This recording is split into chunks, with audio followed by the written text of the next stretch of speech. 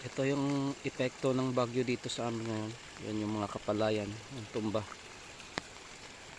Ito medyo magulang na sana. Yan. Pero pag hindi nainitan to, masisira yung bunga. Sayang. Ayan.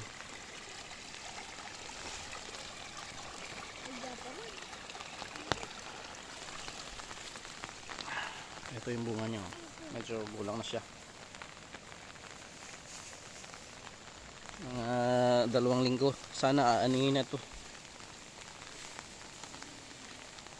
Pero tamaan ng bagyo. Yan.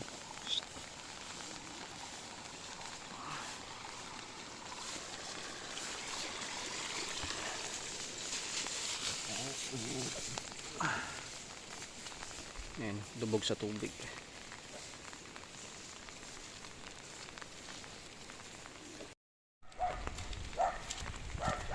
Yan. Nakalutang na lang sa tubig.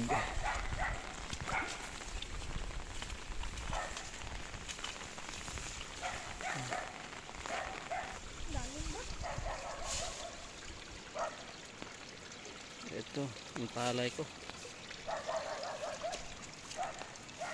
Mga 4 days na lang sana, aanihin na to. Kaya lang yan.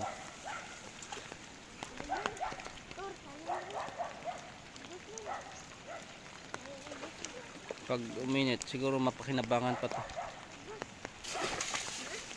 So, pag mayroong 1 linggo na ulan ng ulan, wala. Sisira din to.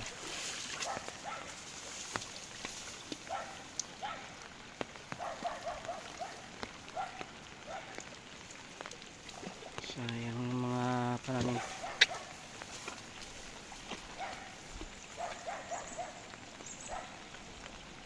Tuagin ako. Balik to, tuagis. Gulan ko tupak lang to. Ha? Tuagis piyak eh. Taos tubig. Ugtos tao hay.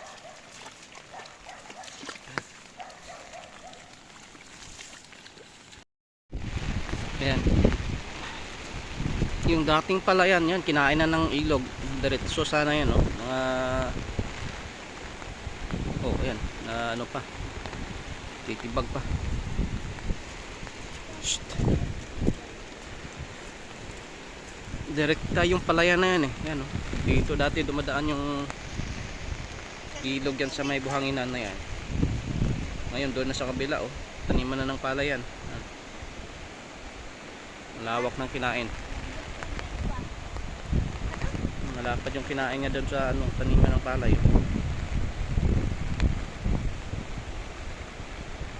Sayang, medyo ano na yung bunga ng palay.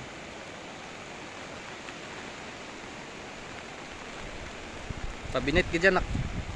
Sigapong ko dyan karoon. Yan, lalop na. Pagpatuloy yung ulan saka yung baha, yan yung natitirang palay na yan, baka lalo pang ano yan, kakainin ng tubig.